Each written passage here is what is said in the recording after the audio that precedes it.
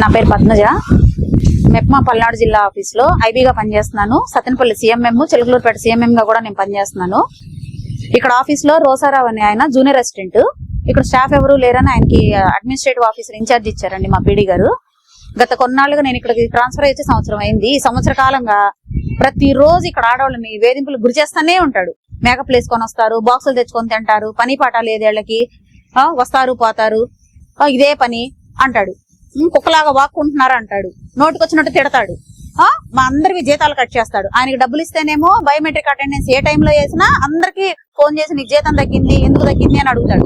డబ్బులు ఇవ్వకపోతేనేమో జీతాలు అందరికి కట్ చేసేసి పంపిస్తాడు. నేను ఈ రోజు నాకు వారం రోజులు జీతం తగ్గింది, ఎందుకు తగ్గించి పంపించారు అని అడిగితే, ఎందుకు కుక్కలాగా వాగుతున్నావు నువ్వు, నీకు సమాధానం చెప్పాల్సిన అవసరం నాకు లేదు, నీ చేతనైన చోట చెప్పుకో అని తిడుతున్నాడు నన్ను.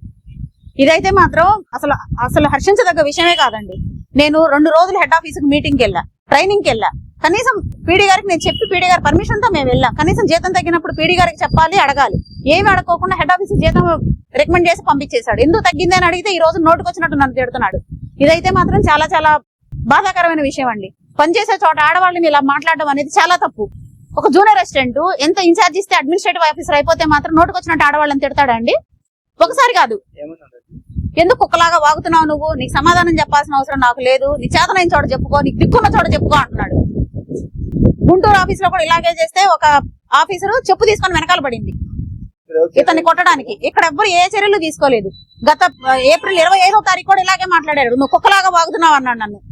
అప్పుడు కూడా నేను అలాగే ఎస్పీ గారికి కంప్లైంట్ రాసేపోతే ఇక్కడ వాళ్ళు అందరూ అన్నారు, వద్దులే మేడం ఇప్పటికే పరిస్థితులు బాగాలేదు, మన పల్నాడు మెప్మా పరిస్థితి, మీరేం ఇవ్వకండి, ఒక్కసారికి ఊరుకోండి, మేము చెప్పి చూస్తామన్నారు. ఏం మారాడండి చెప్పి చూస్తే? ఏమీ మారలేదు.